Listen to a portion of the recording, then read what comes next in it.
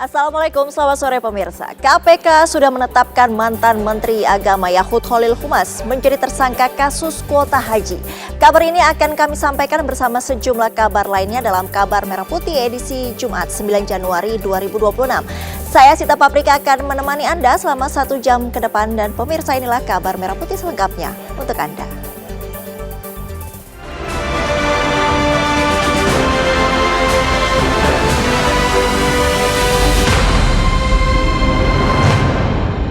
Kita mulai kabar pertama, mantan Menteri Agama Yahud Cholil Khumas dikabarkan sudah ditetapkan sebagai tersangka oleh Komisi Pemberantasan Korupsi.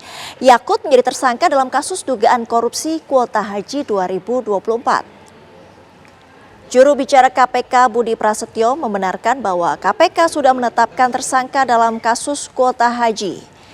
Dalam kasus ini, Yahud sudah beberapa kali diperiksa KPK sebagai saksi.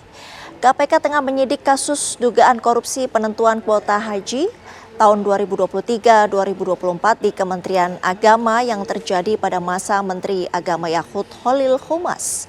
KPK menduga ada penyelewengan dalam pembagian 20.000 kuota tambahan yang diberikan pemerintah Arab Saudi. Berdasarkan Undang-Undang Nomor 8 Tahun 2019 tentang penyelenggaraan haji dan umroh. Pasal 64 ayat 2 disebutkan bahwa kuota tambahan tersebut seharusnya dibagi dua, di mana 92% untuk haji reguler dan 8% untuk haji khusus.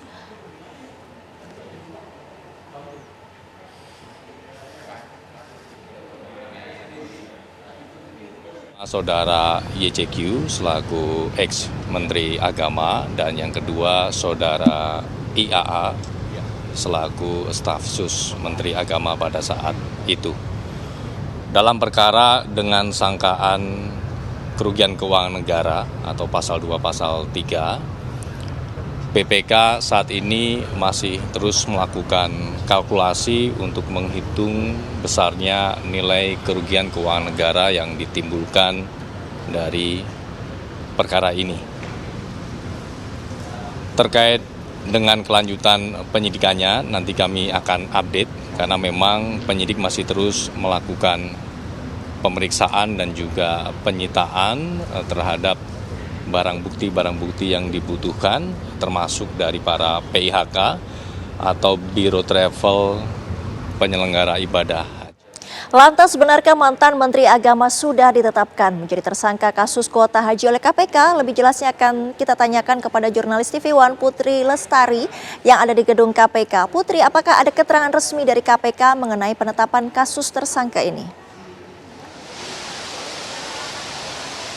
Ya baik Sita dan juga pemirsa, hari ini Komisi Pemberantasan Korupsi atau KPK secara resmi sudah menetapkan mantan Menteri Agama Yahud Cholil Khumas menjadi tersangka dalam dugaan korupsi penentuan kuota ibadah haji di Kementerian Agama atau Kemenak pada tahun 2023 dan 2024. Tak hanya mantan Menteri Agama Yahud namun juga staf ahli Yahud yakni yang bernama Isfal Abidal Aziz atau Gus Alex juga menjadi tersangka dalam kasus ini. Dan saya sudah bersama dengan Humas KPK, Pak Budi Prasetyo, untuk mengetahui bagaimana lebih lanjut mengenai kasus tersebut.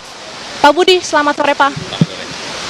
Pak Budi, maaf mengganggu waktunya, boleh dijelaskan Pak mengenai penetapan hari ini Pak? Ya. Baik, KPK telah menetapkan 2 orang sebagai tersangka terkait dengan perkara kuota haji. Penetapan dilakukan pada hari kemarin, Kamis 8 Januari 2026. Di mana dalam perkara ini 2 orang yang ditetapkan sebagai tersangka. Yang pertama adalah Saudara YCQ yang merupakan ex-Menteri Agama dan yang kedua adalah Saudara IAA yang merupakan staf sus Menteri pada saat itu. Untuk keduanya ini disangkakan pasal berapa Pak?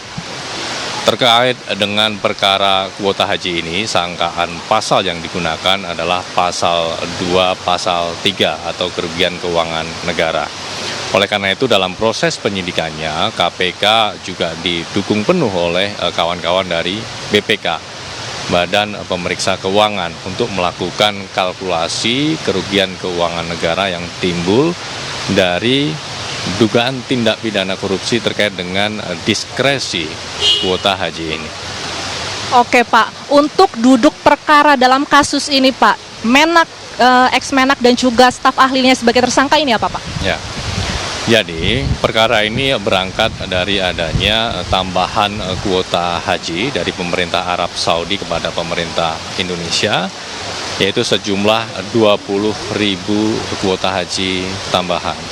Penambahan kuota haji ini adalah bertujuan untuk memangkas panjangnya antrean ibadah haji reguler. Sehingga semestinya kuota haji ini diperuntukkan untuk haji reguler. Namun demikian, oleh para pihak, kuota haji tambahan ini kemudian dilakukan splitting, dilakukan diskresi di mana pembagiannya dilakukan 50%, 50%. Sehingga dari 20.000 kuota haji tambahan tersebut, 10.000 untuk kuota haji reguler dan 10.000 untuk kuota haji khusus.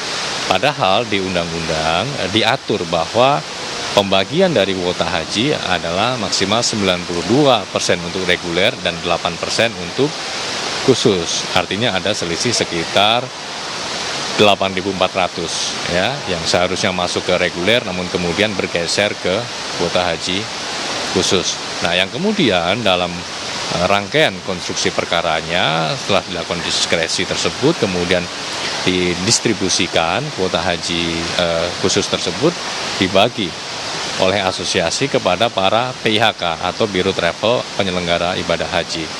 Yang kemudian dalam prosesnya diduga ada aliran uang dari para Biro Travel ini kepada oknum-oknum di Kementerian Agama. Nah, dari situ kemudian kita melihat peran-peran dari para pihak yang sudah ditetapkan sebagai tersangka atas perbuatan melawan hukum yang dilakukan tersebut. Oke Pak, untuk diperiksanya untuk ex-Menak ini kapan Pak lebih pastinya? Nanti kami akan update kembali terkait dengan pemeriksaan yang bersangkutan dalam status sebagai tersangka. Untuk penyitaan dan penggeledahan Pak, seperti apa? Ya. KPK tentu selain fokus dalam proses pembuktian juga melakukan langkah-langkah progresif dalam upaya pemulihan keuangan negara nantinya. Sehingga jangan sampai kerugian keuangan negara berhenti soal angka. Tapi yang terpenting adalah bagaimana kita bisa optimal memulihkan, mengembalikan keuangan itu ke negara. Sehingga dalam proses penyidikannya, KPK selain melakukan pemeriksaan kepada para Biro Travel, juga melakukan penyitaan terkait dengan uang-uang yang diduga terkait dengan penyelenggaraan ibadah haji tersebut. Oke Pak, kerugian yang diakibatkan dalam kasus ini berapa Pak? Kita masih tunggu hasil hitung dari BPK, ya. Baik, terima kasih Pak Budi. Kita tunggu bagaimana update selanjutnya. Oke, siap. Baiklah Sita dan juga pemirsa, itulah wawancara saya bersama dengan Humas KPK Budi Prasetyo terkait dengan penetapan ex-mantan Menteri Agama Yakut Cholil yang hari ini ditetapkan sebagai tersangka bersamaan dengan staf ahlinya Gus Alex yang baru saja tadi ini dijelaskan langsung oleh Budi Prasetyo. Kita akan menunggu bagaimana Sita dan juga pemirsa pemeriksaan lebih lanjut ex-Menak tersebut di KPK, apakah terjadi hari ini atau besok, kita masih terus menunggu konfirmasinya lebih lanjut. Demikian dapat saya sampaikan dari KPK, kembali kepada Anda Sita di studio. Putri Lestari langsung dari Gedung KPK Jakarta, terima kasih. Presiden Prabowo Subianto menyerahkan bonus bagi para atlet dan pelatih peraih medali SEA Games 2025. Kabarnya kami hadirkan usai jeda.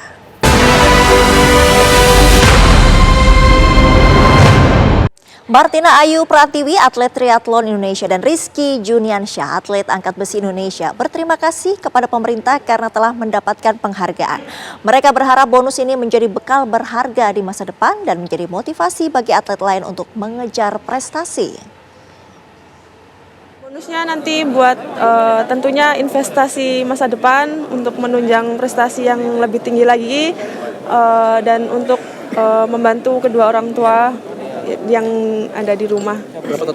Untuk sama atlet, para atlet yang ada di Indonesia, semangat terus untuk berlatih. Saya tahu nggak mudah buat mencapai prestasi yang tinggi ini. Disiplin yang paling penting, latihan, fokus, semangat, ini adalah suatu kehormatan bagi saya, dan ini juga saya tadi hampir terharu karena memang saya juga baru kali ini dikasih tahu sama Bapak Presiden langsung dengan Bapak Panglima, dan saya juga tidak nyangka ya, walaupun saya baru dilantik kemarin tanggal 27 November, saya langsung diangkat menjadi kapten karena memang 2 tingkat lebih tinggi dari Letnan 2, dan saya cukup kaget tadi kan, dan memang alhamdulillah kepada TNI, terima kasih banyak kepada Panglima, Wapang, semua serta jajarannya telah memberikan apresiasi, terutama kepada Bapak Presiden Prabowo Subianto. Sangat terima kasih, saya bisa dikasih apresiasi sangat luar biasa karena memang kita butuh perjuangan untuk mendapatkan ini. Kita ke informasi selanjutnya. Wakil Presiden Republik Indonesia Gibran Raka Buming Raka meninjau langsung kondisi warga pasca banjir yang melanda sejumlah wilayah, salah satunya di Kecamatan Sungai Tabuk, Banjar, Kalimantan Selatan. Hati-hati Pak. Setibanya di lokasi, Wapres Gibran langsung meninjau sejumlah fasilitas penanganan bencana, di antaranya posko bantuan dan dapur umum. Selain berinteraksi dengan para korban, mantan wali kota Surakarta ini juga terlihat membagikan sejumlah bantuan dan hadiah untuk anak-anak. Wapres Gibran juga menyambangi posko trauma healing yang diperuntukkan bagi anak-anak dan warga terdampak banjir. Kehadiran Wapres disambut dengan antusias oleh anak-anak dan para orang tua yang berada di posko. 3 kali sehari ya Pak ya. Lalu posko untuk pengobatan. Ini saya pesan ke kepala daerah, ini tolong warga yang mengungsi, terutama lansia, ibu hamil, ibu menyusui, balita, ini saya lihat banyak sekali anak-anak, kaum difabel ini tolong benar-benar diperhatikan. Untuk mempercepat pemulihan pasca bencana banjir bandang dan tanah longsor yang menerjang Kabupaten Aceh Tengah, warga secara swadaya membangun jembatan darurat. Kabarnya usai jeda, tetaplah di Kabar Merah Putih.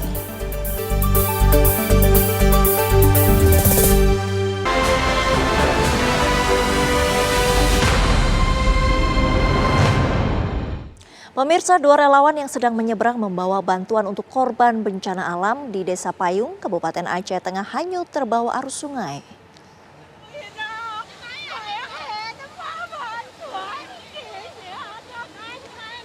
Anggota TNI dibantu warga berusaha menyelamatkan 2 relawan yang hanyut. Kedua pria terseret arus sungai setelah putusnya tali seling sebagai jembatan penyeberangan. Kedua relawan tersebut sempat terbawa arus sejauh 50 meter. Beruntung sejumlah anggota TNI dan warga yang sigap berhasil menyelamatkan mereka.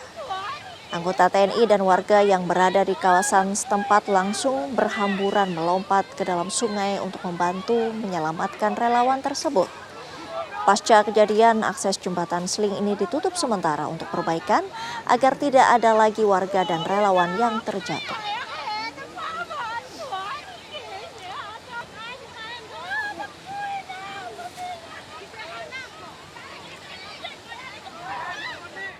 Sementara itu, akibat diguyur hujan lebat, Sungai Damar Baru Bener Meriah kembali meluap.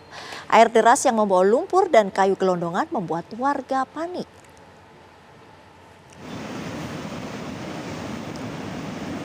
Hujan deras terjadi selama 3 jam membuat Sungai Damar Baru mengalir deras membawa material lumpur dan kayu gelondongan. Kondisi ini sempat membuat warga panik sehingga harus mengungsi. Warga juga dilarang untuk berada di atas jembatan karena banyak kayu gelondongan yang dibawa arus, sehingga dikhawatirkan akan merobohkan jembatan. Dengan kondisi cuaca yang belum menentu, warga diminta untuk lebih waspada dan tidak melakukan aktivitas di arena rawan longsor seperti tepi sungai dan bukit.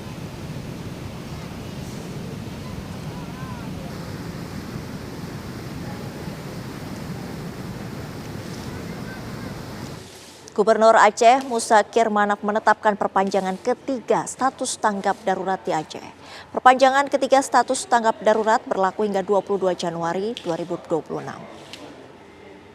Berdasarkan hasil rapat dengan Dirjen Bina Administrasi Kewilayahan Kementerian Dalam Negeri tanggal 7 Januari 2026, hasil kajian dan Surat Menteri Dalam Negeri Republik Indonesia tanggal 7 Januari 2026. Maka saya sebagai Gubernur Aceh dengan ini menetapkan perpanjangan ketiga status tanggap darurat bencana hidrometeorologi Aceh tahun 2026 selama 14 hari ke depan terhitung sejak tanggal 9 sampai dengan 22 Januari 2026. Mengingatkan untuk yang pertama, perkuat koordinasi dengan status pemulihan pasca bencana kementerian, lembaga dan seluruh stakeholder yang terlibat dalam penanganan darurat bencana. Yang kedua, segera lakukan pembersihan lingkungan, pemukiman, penduduk, sarana ibadah, sekolah, pasar, sawah, dan kebun warga yang terdampak bencana.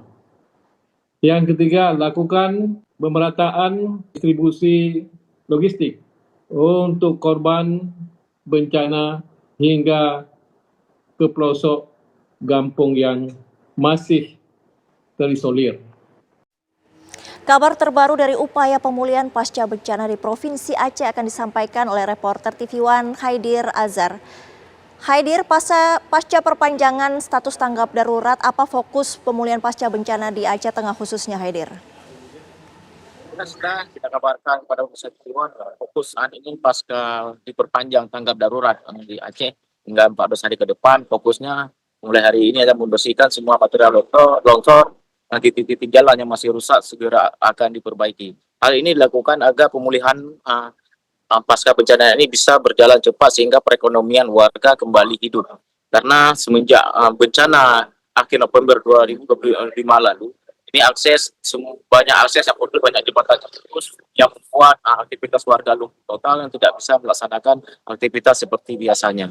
Selain itu juga para korban yang hari ini masih khususnya di Aceh Tengah, ini tercatat ada 7.000 jiwa masih berada di titik pengungsian yang sangat berharapkan adanya bantuan logistik.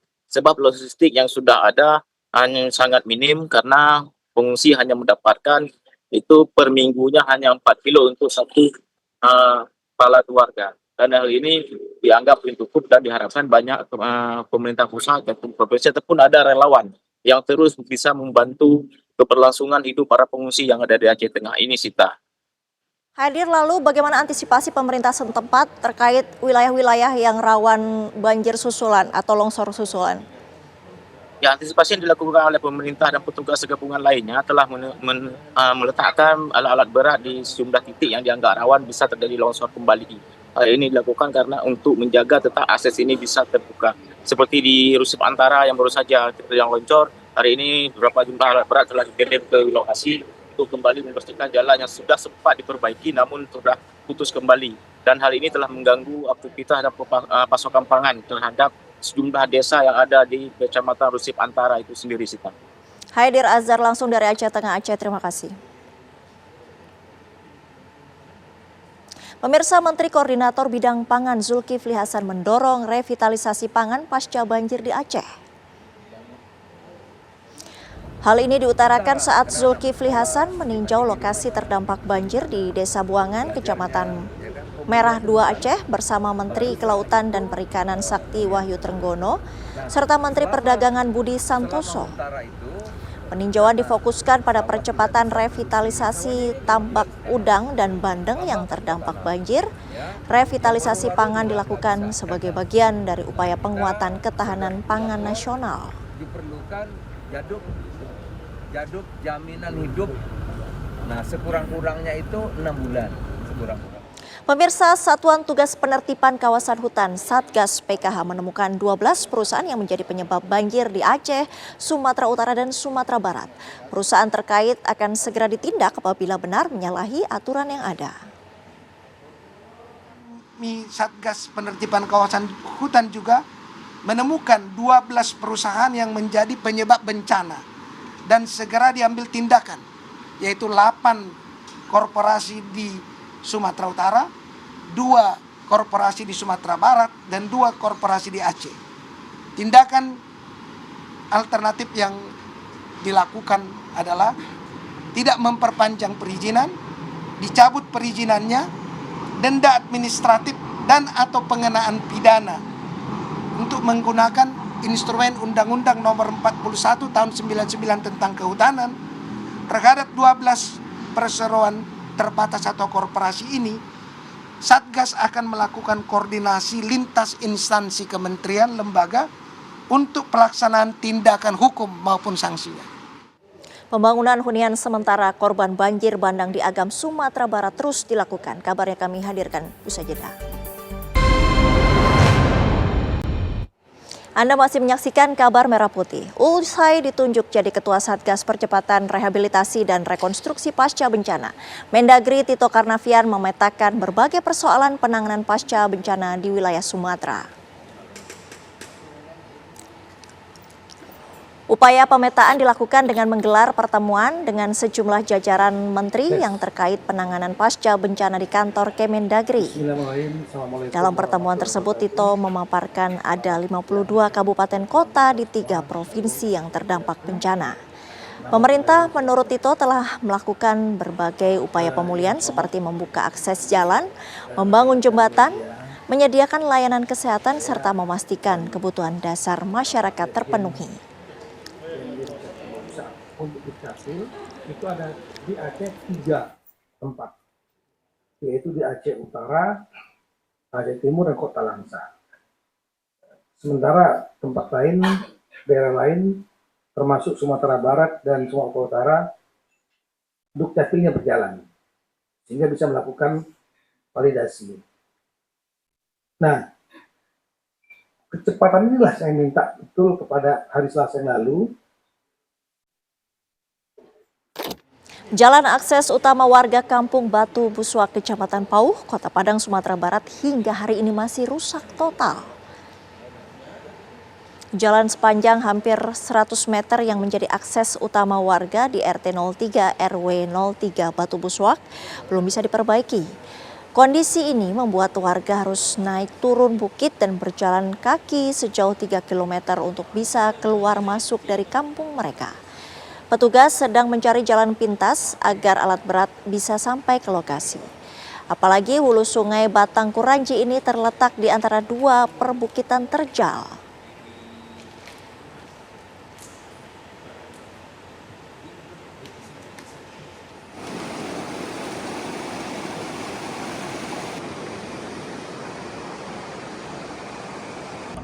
Untuk memperbarui kabar dari kondisi terkini di Batu Buswak, Padang, Sumatera Barat, sudah ada reporter TV One Wahyudi Agus. Wahyudi, apa informasi yang bisa dibagi dari Padang, Sumatera Barat hari ini?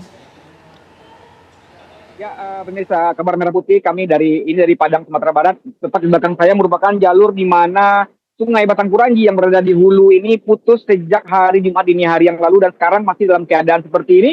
Belum dilakukan perbaikan karena menurut petugas dari Balai Wilayah Sungai Sumatera 5, mereka sedang mempersiapkan alat berat untuk didatangkan ke tempat ini, di mana tempat ini merupakan lokasi yang cukup sulit untuk dijangkau alat berat, mengingat jalan masuk ke tempat ini tidak seperti biasa karena dikhawatirkan bakal terban kembali di bagian luar, terutama di bagian Koto Tuo di Kelurahan Kapalokoto, yang mana baru kemarin jalan tersebut selesai diperbaiki. Nah, untuk memasuki alat berat menggunakan jalur darat di lokasi itu sangat tidak memungkinkan karena dikhawatirkan jalan akan terban kembali. Nah, sementara untuk masuk sampai ke lokasi hulu sungai ini dibutuhkan sejumlah alat berat dengan kapasitas yang lumayan besar seperti di atas PC 300 hingga 800 yang bisa mengeruk batu dan mengangkat pasir untuk kembali membuat jalan darurat atau jalan baru yang sudah putus. Sementara warga di sini untuk bisa keluar dari kampung yang ada di belakang saya itu ada beberapa kampung yang berada di RT 3 dan RT 4, diantaranya Kampung Sekayan, Kampung Gerbang Langit, dan Kampung Ubi masih di Kelurahan Kapalokoto ini terpaksa harus naik turun bukit untuk bisa keluar masuk dari kampung ini yang berada di sebelah kanan saya ini, dan mereka terpaksa harus menggendong bahkan membawa anak-anak mereka untuk bisa pergi ke sekolah sehari-hari. Dan jika hari hujan maka perbukitan yang ada di sebelah sini sangat rawan sekali karena terjal dan licin. Sehingga masyarakat berharap untuk pengerjaan jalan darurat ini untuk dapat segera dilakukan. Namun pemerintah setempat atau melalui Balai Wilayah Sungai masih menunggu kedatangan alat berat yang sudah dipesan untuk datang ke lokasi ini menggunakan jalur sungai atau melewati sungai hingga sampai ke lokasi ini untuk melakukan perbaikan. Demikian. Yudi Agus langsung dari Padang, Sumatera Barat. Terima kasih. Sementara itu pembangunan hunian sementara korban banjir bandang di Agam, Sumatera Barat terus dilakukan. Pembangunan huntara korban banjir bandang di Agam mencapai progres 36,5%. Prajurit TNI Angkatan Darat bersama unsur terkait melaksanakan berbagai tahapan pekerjaan mulai dari pengecoran lantai, pengerjaan cut and fill kontur tanah serta pembersihan lahan atau clearing, pemasangan tiang rangka baja ringan dan dinding GRC, perakitan rangka tiang huntara hingga pemasangan boplang dan papan malcor. Huntara dibangun di atas lahan seluas 85 meter kali 64 meter dengan kapasitas 117 kepala keluarga. Secara keseluruhan akan didirikan 24 barak, terdiri dari 23 barak berisi masing-masing 5 unit dan 1 barak berisi 4 unit, sehingga total berjumlah 117 unit hunian dengan target penyelesaian selama 4 minggu.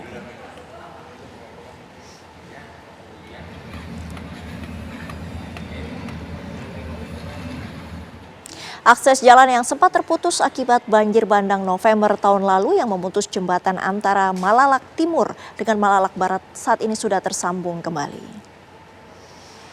Inilah jembatan Bailey yang dibangun Kementerian Pekerjaan Umum bersama TNI Polri di Nagari Malalak Timur, Kabupaten Agam.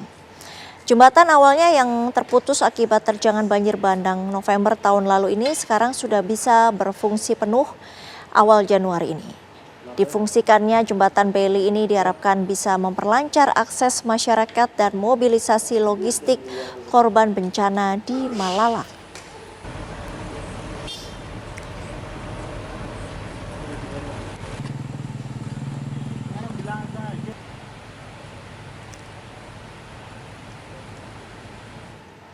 Pemirsa, Kepala Staf Angkatan Darat Jenderal TNI Maruli Simanjuntak mengklaim pembangunan seluruh jembatan yang rusak diterjang banjir bandang dan tanah longsor di Aceh selesai dalam waktu 1,5 tahun.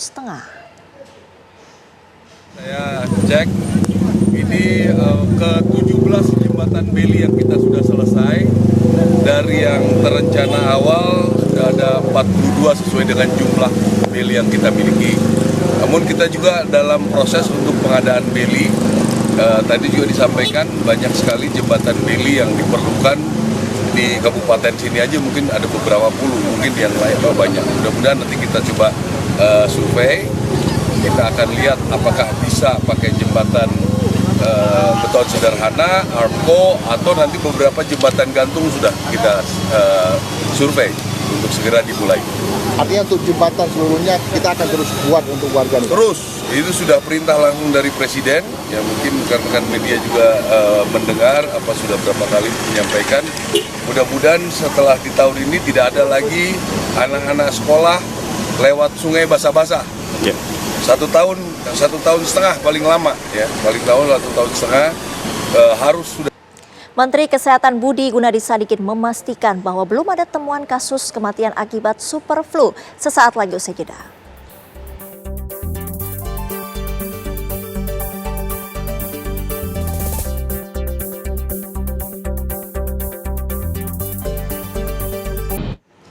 Mantan Menteri Agama Yakut Khalil Qomas sudah ditetapkan sebagai tersangka oleh Komisi Pemberantasan Korupsi.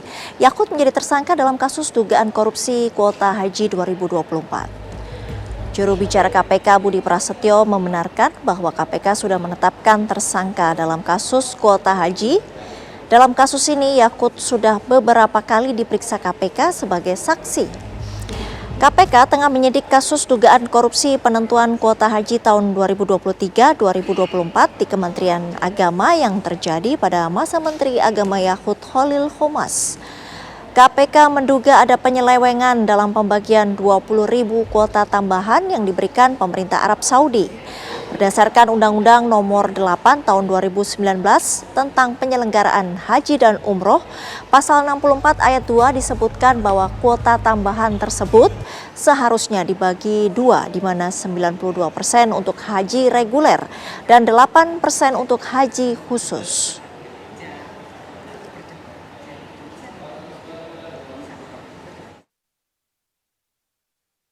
Pertama, Saudara YCQ selaku ex-Menteri Agama, dan yang kedua, Saudara IAA selaku staf sus Menteri Agama pada saat itu. Dalam perkara dengan sangkaan kerugian keuangan negara atau pasal 2 pasal 3, BPK saat ini masih terus melakukan kalkulasi untuk menghitung besarnya nilai kerugian keuangan negara yang ditimbulkan dari perkara ini.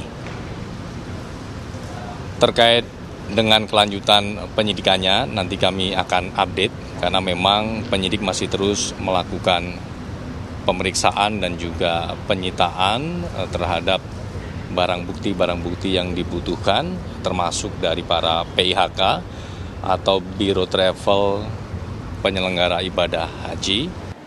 Kita ke informasi selanjutnya. Menteri Kesehatan Budi Gunadi Sadikin memastikan bahwa belum ada temuan kasus kematian akibat superflu. Menurut Budi Gunadi, superflu bukan virus baru seperti COVID-19, sehingga masyarakat tidak perlu panik dan khawatir.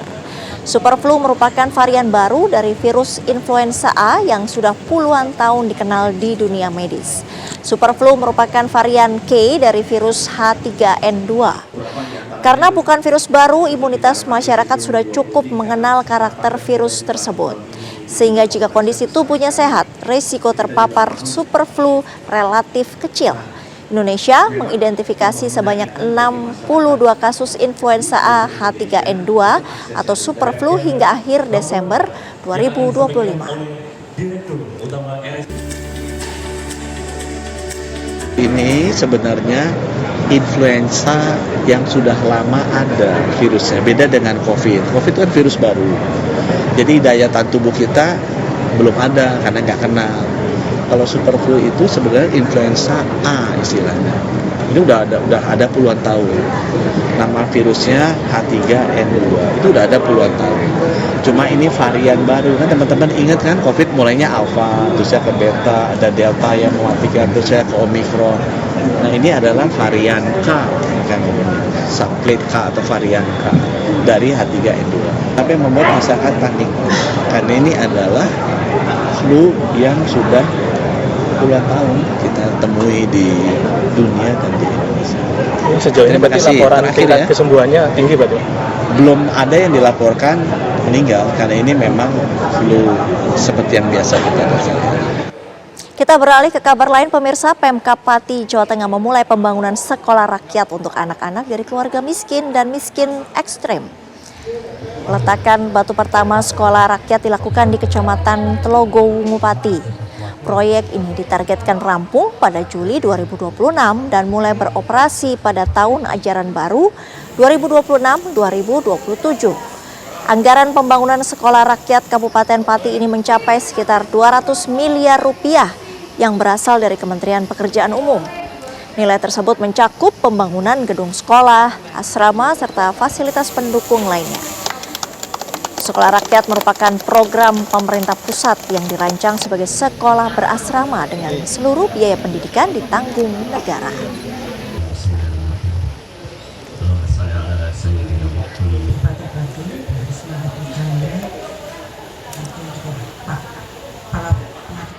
Kementerian Haji dan Umroh menggelar pendidikan dan pelatihan terpadu dengan pendekatan semi-militer bagi para petugas haji. Wakil Menteri Haji dan Umroh Dhanil Anzar Simanjuntak memastikan semua petugas haji berorientasi pada pelayanan para jemaah, bukan sekadar nebeng naik haji. Nantinya pelatihan juga akan dibuat lebih lama dibandingkan sebelumnya. Dhanil menyebut bahwa orientasi akan difokuskan pada integritas, kedisiplinan, dan kekompakan tim.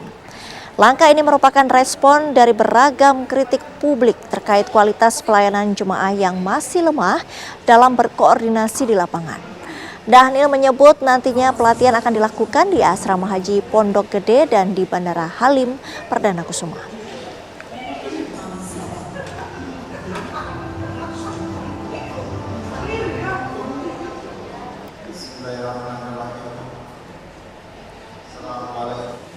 Informasi tadi menutup kabar Merah Putih hari ini. Sesaat lagi Anda dapat menyaksikan berita utama kriminal bersama Ninda Febiola.